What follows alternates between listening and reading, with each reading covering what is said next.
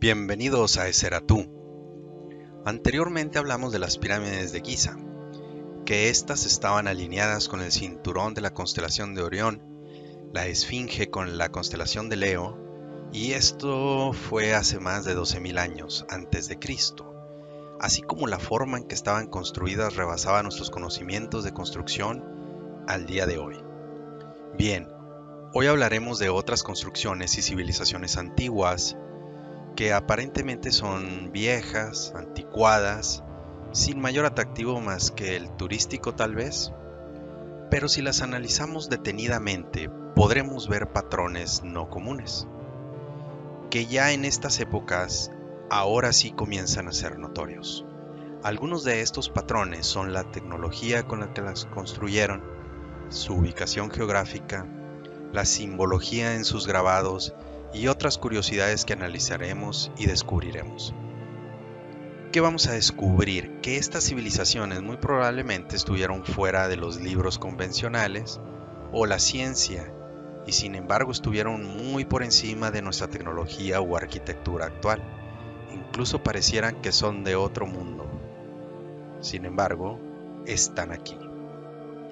Podríamos separar dos grupos de estas ciudades antiguas inhabitadas, mas no significando que sean diferentes. Las primeras son las que están inundadas o más bien bajo el agua, ya sea en mar u océanos. De estas hablaremos después en un video, pero las mencionaremos. Estas son las ciudades.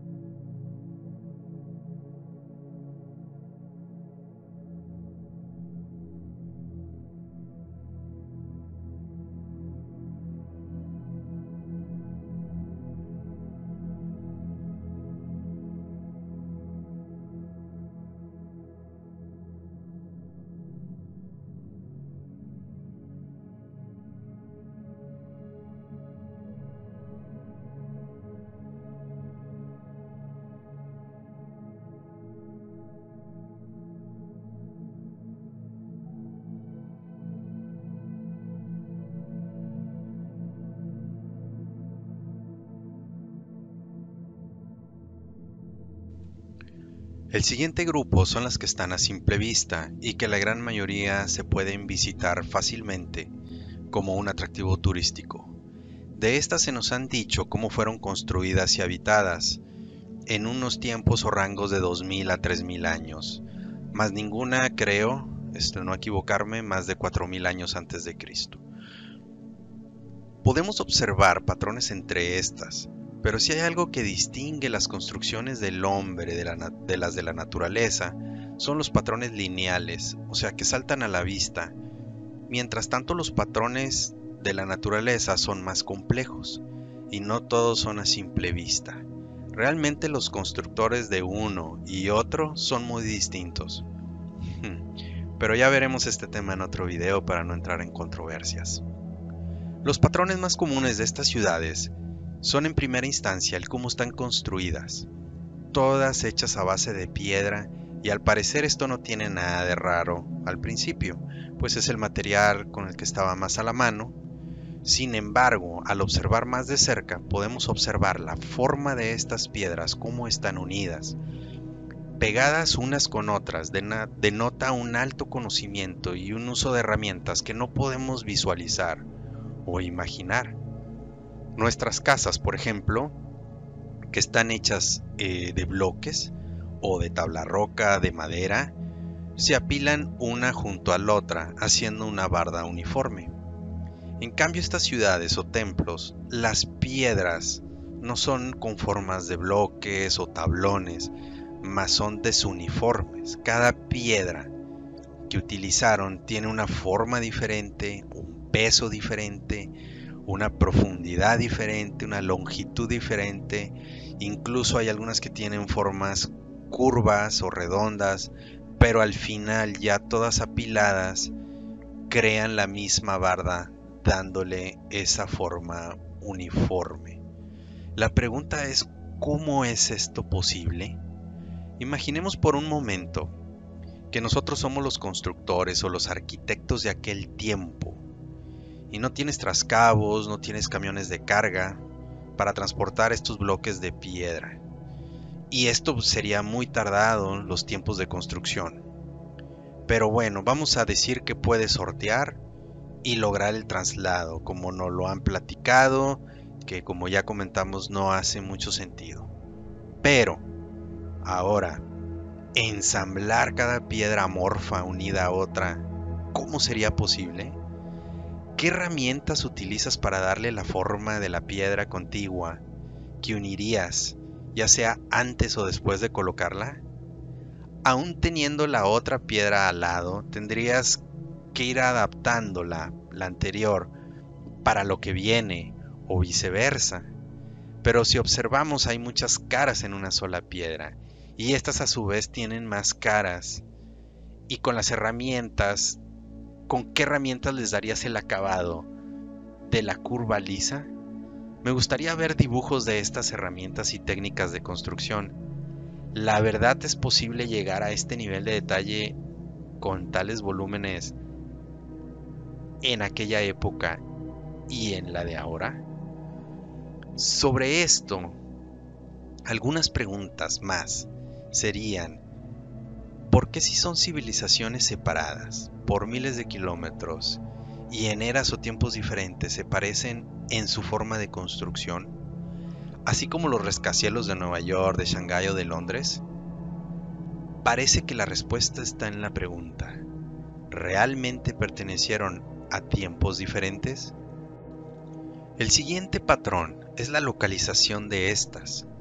Si trazamos una línea que una estas ciudades, empezando por Pascua y continuando por Paracas, Nazca, Machu, Dogón, Tassili Nájar, Giza, Petra, Ur, Persépolis, Khajuraho y Angkor Wat, nos daremos cuenta que forman una línea recta entre ellas.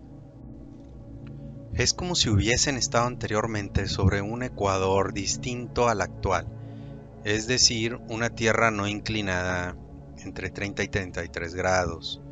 Esto nos llevaría a la siguiente pregunta: ¿sería casualidad que hayan quedado alineadas todas así? 15 casualidades o más. Si fuese a propósito y nos piden alinearlas, ¿qué herramientas y técnicas se necesitan para poderlo lograr? Pónganse en el lugar del arquitecto de estos lugares espectaculares que ya de por sí son difíciles de construir con sus características y que aparte hay que alinearlas con las demás construcciones. ¿Para qué tomar tanto trabajo? Por último está el patrón de la simbología en la infraestructura de cada una de estas ciudades. Cierto es que cada una es muy particular, sin embargo, encontramos mucho el símbolo de la víbora. Encontramos animales híbridos, que son una mezcla entre animales y humanos, y los obeliscos, por mencionar algunos, porque la verdad son muchísimos. Pero ¿por qué realizar estas representaciones similares en varias ciudades alrededor del mundo y en diferentes épocas, entre comillas? ¿Qué es lo que intentaban transmitir? Bien, entonces hemos visto que alrededor del mundo hay muchos vestigios y evidencias de civilizaciones anteriores a la nuestra, que nos dejan con muchas preguntas de cómo las construyeron y por qué las construyeron de tal forma, ya que en un principio no tiene una lógica sencilla como la historia que nos han contado, incluso reduciéndolas a veces a templos de adoración o dioses. Pero al igual que las pirámides de Giza, cada una tiene sus particularidades que cuestionan fuertemente la historia oficial de los arqueólogos y libros escolares, retan a la tecnología y los conocimientos actuales de arquitectura y cartografía, entre otros. Como lo comentamos anteriormente, existen muchísimos investigadores alternativos que nos han compartido sus investigaciones y puntos de vista, los cuales no concuerdan con la historia oficial entre comillas. Entonces podemos ir deduciendo por lógica y sentido común que la historia real puede ser otra, tal vez con otros gobernantes, otro nivel de tecnología, cultura e incluso geografía en su tiempo. Definitivamente, aunque su tecnología sea muy avanzada, esta historia es del pasado y nos quedan solo sus megalíticas estructuras que nos dicen mucho, pero que al mismo tiempo nos dan preguntas.